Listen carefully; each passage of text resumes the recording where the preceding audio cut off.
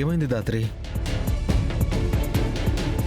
ఇంట్లో ఉండగా అటాక్ జరగడం, ఇప్పుడు వదిన అంత డబ్బు తీసుకుని ఇంటికి రావడం నాకెందుకు కరెక్ట్ అనిపించడం లేదు కేదార్. నిషి వాళ్ళు డబ్బు తీసుకోవడానికి ట్రై చేస్తారని భయపడుతున్నావా? వాళ్ళే కాదు, బయట నుంచి కూడా ఎవరైనా వస్తారేమో అని ఎందుకో నా మనసు అలజడిగా ఉంది. ఈవినింగ్ కూడా ఒక కార్ ఇంటి బయటే ఉంది. నేను వెళ్ళి చూద్దాం అనుకునే లోపే ఆ కార్ అక్కడి నుంచి వెళ్ళిపోయింది. అవునా? కార్ నెంబర్ ప్లేట్ ఏమైనా చూసావా? చూశాను, రమ్యతో చెక్ చేయించాను కూడా. Fake number plate, fake number plate, fake number plate. అయితే మళ్ళీ ఇంకో అటాక్ జరిగే అవకాశం ఉందంటావా దాత్రి? తెలీదు కేదార్, కానీ జాగ్రత్తగా ఉండడం మంచిది. ముందెళ్ళి వదినతో మాట్లాడదాం పద.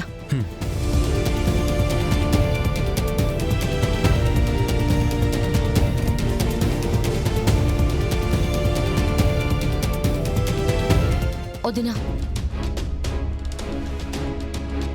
ఏమైంది? ఇద్దరు ఎందుకు అలా ఉన్నారు? అంటే ఇంత మనీ పెట్టుకుని మీరిద్దరూ ఇక్కడే పడుకోవడం నాకెందుకో సేఫ్ అనిపించట్లేదు వదినా. నువ్వు కీర్తి ఇవాళ పైన రూమ్లో పడుకోండాక. ఏమైంది? మళ్ళీ నిషి వాళ్ళు ఏమైనా ప్లాన్ చేస్తారేమో అని భయపడుతున్నారా?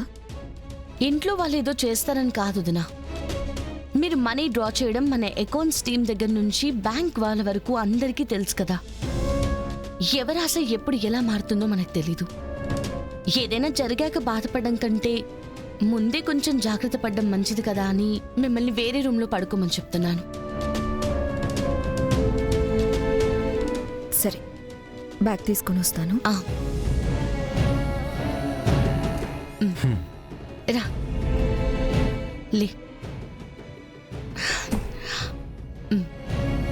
పద.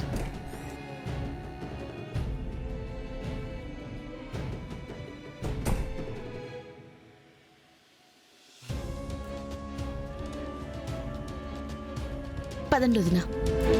పదండి, రండి.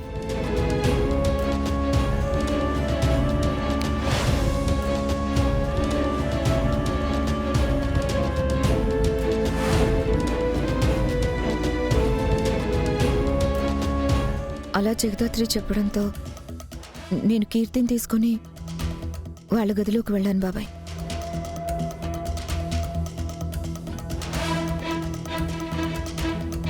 థ్యాంక్స్ జగదాత్రి, నీ వల్లనే ఇవాళ నేను నా కూతురు బ్రతికాం.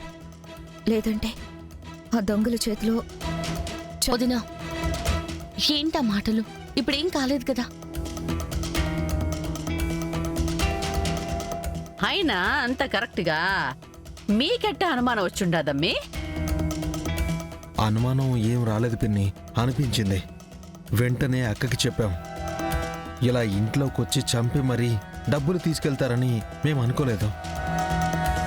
అసలు ఎవరి కళ్ళు మన ఫ్యామిలీ మీద పడ్డాయో తెలియడం లేదు, కానీ రోజుకొక గండం ముంచుకొస్తోంది.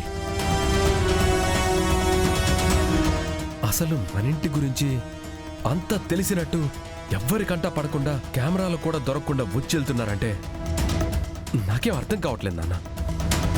పరిస్థితి ఇలా ఉంటే ఇంట్లో ప్రశాంతంగా ఎలా పడుకోగలం? ఎప్పుడు ప్రాణాల మీదకొస్తుందో అర్థం కాక తల పట్టేస్తుంది. ఇప్పుడేం జరగలేదు కదా నిషి, ఎందుకు ఊరికనే కంగారు పడుతున్నారు? రేపు ఒకసారి ఇంటి లాక్స్ అన్ని చెక్ చేపిస్తే సరిపోతుంది. అంటే ఏందమ్మే, ఈ రాత్రికి జాగారమేనా? అవసరం లేదు పిన్ని, ఇంటికి అన్ని లాక్స్ నేనే వేసి మళ్ళీ చెక్ చేస్తాను. అమ్మా కౌశికి, రేపు కూడా నువ్వు డీల్ కోసం డబ్బులు తీసుకెళ్లేటప్పుడు ఒకదానివే వెళ్ళకమ్మా. నేను కేదార్ వదినకి తోడుగా వెళ్తాం మావయ్య గారు, మీరేం టెన్షన్ పడకండి. థ్యాంక్స్ జగదాత్రి. ఒక్క పెన్ డ్రైవ్ వల్ల మా ప్రాణాల మీదకొచ్చింది. పదండతయ్య.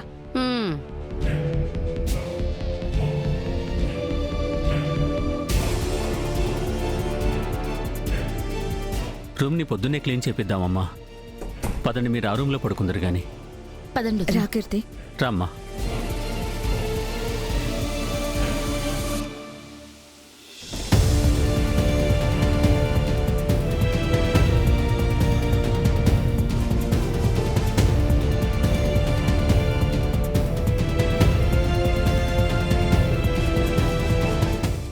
జగదాత్రి ఎంత తెలివైందమ్మీ. ఎవరికి తెలియకుండా కౌశికిని ఆ డబ్బుని గది దాటించేసింది. ఒకటే ఇంట్లో ఉన్న మనకే తెలియలేదు. చూసుండవా అమ్మీ? అందుకే డబ్బు తీసుకునే ప్లాన్ కూడా వేస్ట్ అని ముందే చెప్పాను. అది మీరిద్దరూ ఒకటే ఇంట్లో పెరిగి ఉండారు కదమ్మీ. మరి ఆ అమ్మికి మాత్రమే అంత తెలివి ఎట్టా వచ్చింది అని. అంటే నాకు తెలివి లేదు అంటున్నారా? అయ్యయ్యో, నేనెందుకు అట్టా అంటా అమ్మి?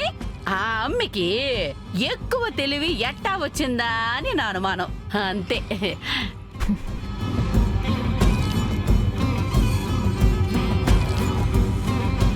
ఏమైంది యువరాజ్? దేని గురించి అంతలా ఆలోచిస్తున్నావు? ఇంటికొచ్చిన దొంగల గురించి అరే అబ్బోడా, ఆ దొంగల్ని నువ్వు గాని పిలిపించలేదు కదూ? లేదమ్మా, నిన్నే ప్లాన్ చేయొద్దని చెప్పిన వాడిని వాళ్ళని నేనెందుకు పిలిపిస్తాను? అదే కదా. ఆ అమ్మి జగదాత్రి మన బతుకుల్ని ఎత్తి రోడ్డు మీద పెట్టేసుండేది. మీరు ఆగండి అత్తయ్య. దేని గురించి ఆలోచిస్తున్నావు యువరాజ్? మనకి అక్క డబ్బు ఇంటికి తీసుకొచ్చే వరకు డబ్బు గురించి తెలీదు.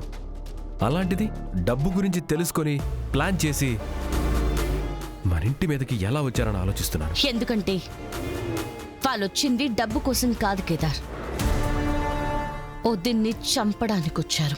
వాట్? అక్కని చంపడానికా? అక్కని ఎవరైనా ఎందుకు చంపాలనుకుంటారు దాత్రి? తెలీదు, ఎవరో ఎందుకో తెలీదు, కానీ వాళ్ళింట్లోకి వచ్చింది మాత్రం వదిన్ని చంపడానికే. అంత కరెక్ట్గా ఎలా చెప్తున్నావు దాత్రి?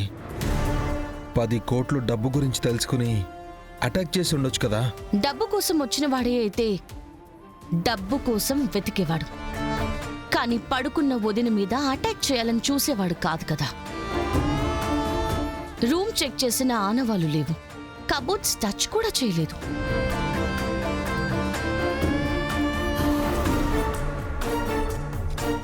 నేరుగా వదిన రూమ్లోకి వెళ్ళి వదిన పడుకుందనుకుని పొడవడం స్టార్ట్ చేశాడు.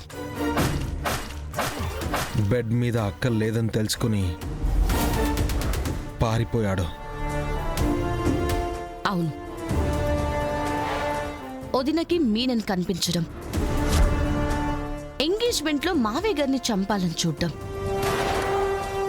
ఇప్పుడు నేరుగా ఇంట్లోకి రావడం. ఏదో తప్పు జరుగుతుంది కేదార్. మనం ఇంకొంచెం జాగ్రత్తగా ఉండాలి.